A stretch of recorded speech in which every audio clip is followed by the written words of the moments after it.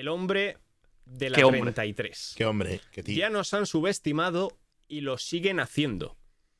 Declaraciones ayer de Fernando Y Alonso. con esa cara, además, de concentración. embarazo prácticamente también. O sea... Cara de por qué todos los jugones sonríen igual. Lo de Alonso es increíble, tío.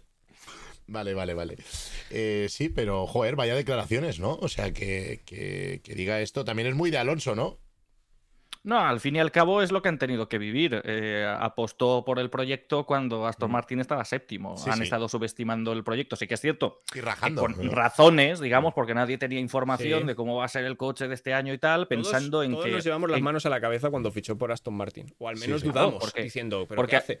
Porque al fin y al cabo Claro, era claro. pasar de... No podías imaginar que en un año donde no va a cambiar tanto el reglamento técnico, de repente vas a pasar de ser el séptimo a ser el segundo equipo. No, es una locura. Es una barbaridad.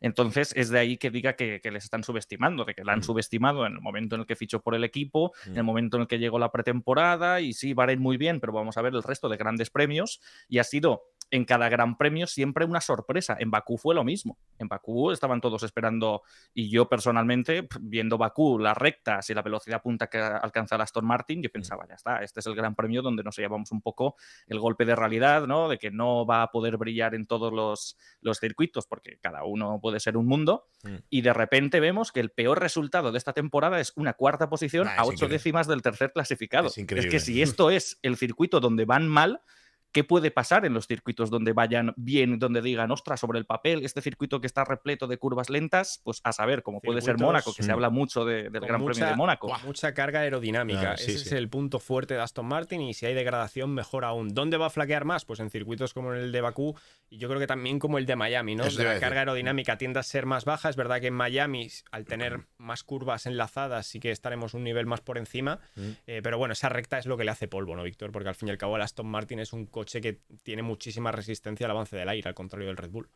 Sí, Miami yo creo que va a ser un caso parecido al de Jeddah, porque Jeddah también tiene muchos tramos a fondo, muchos tramos de recta y también mucha curva rápida y el segundo sector, el primer segundo sector especialmente de Miami, y el tercero ya es más de frenadas más importantes y de la larga recta que tenemos con esa segunda zona de DRS. Yo creo que puede ser un caso como el de Jeddah, y creo que el propio Fernando Alonso lo ha asemejado, ¿no? Entonces, ¿eso qué significa? Que puede ser otro fin de semana también donde no necesariamente el circuito le viene de perlas a Aston Martin, pero vuelve a ser candidato al podio. Porque también sí que el gran problema que pueden tener este fin de semana es Ferrari, ¿no? Porque Ferrari tiene esas mejoras que ya has mencionado con el fondo y demás, y entonces con esas mejoras y con buena velocidad punta también, que anotaron en Bakú y demás, a diferencia de cuando abren el DRS frente a Red Bull, que eso es una absoluta barbaridad, pues Ferrari ganan el puede doble, también el estar, doble. a lo mejor no tan fuerte como vimos a Charles Leclerc, pero también a la par junto con Fernando Alonso puede ser su máximo rival por la tercera posición. Así de primeras en Miami, sin que veamos entrenamientos libres ni nada. Aston Martin no trae nada nuevo, ¿verdad, Víctor? Igual se me ha escapado alguna especificación, pero yo creo que no traen nada. O sea, repetimos con el mismo alerón trasero de Bakú. Eso sí, espero que echen bien de lubricante a ese DRS para que se abra bien desde la primera sesión de entrenamientos.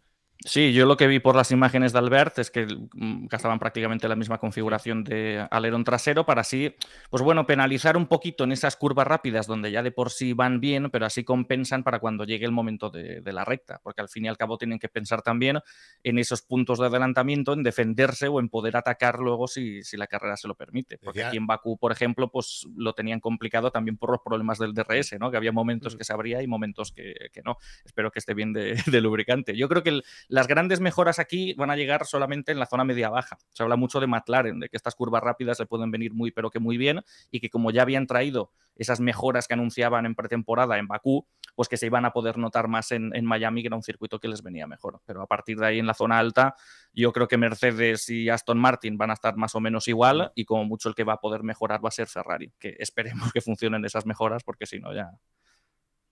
Pocas sorpresas, pues, Víctor, porque yo estaba leyendo aquí lo que estaba diciendo Alonso y decía, mira, que no creo que haya muchas sorpresas, pero sí que es verdad que las temperaturas están siendo únicas. No sé hasta Pero habrá qué punto que ver... puede influir eso, claro. Y habrá que ver especialmente las temperaturas del domingo, porque para el domingo sí que dicen que es muy impredecible el clima subtropical de Miami, pero durante toda la semana nos están diciendo que va a diluviar. No que va a llover, sino que va a diluviar el Qué domingo. locura. Entonces, yo creo que eso de primeras le puede venir mejor a Aston Martin. ¿Queréis que miremos? Simplemente porque ahí se igualan un poco las tornas con todos los equipos de la parrilla, ya no prima tanto el monoplaza. Sí. Al no poder abrirse el DRS, pues es una ventaja que tampoco tendría Red Bull, ¿no? Si tuviese que abrirse paso por la parrilla. Y entonces, pues eso puede estar guay. No solo ya por las opciones de Fernando Alonso, sino por el espectáculo, por tener una carrera mejor que la del año pasado, que el año pasado estaba nublado y también había amenaza, al final no llovió, pues espero que este año sí. Le comento también antes a Javi que hay que ver cómo funcionan estos nuevos coches, que son un poquito más altos que los del año pasado, en condiciones de mojado, que es una incógnita, pero ¿quién es el mejor piloto sobre mojado? El señor Fernando Alonso. Sí. Así que sí, el año pasado era Nicolás Latifi, que en lluvia iba muy bien, pero este año, pues ya al no estar Latifi, pues nos queda Alonso, ¿no? Confiesa que echas de menos a Latifi, Víctor. Le echo muchísimo de menos. Es que cada día, cuando llega la noche, miro al cielo y pienso en qué estrella estará.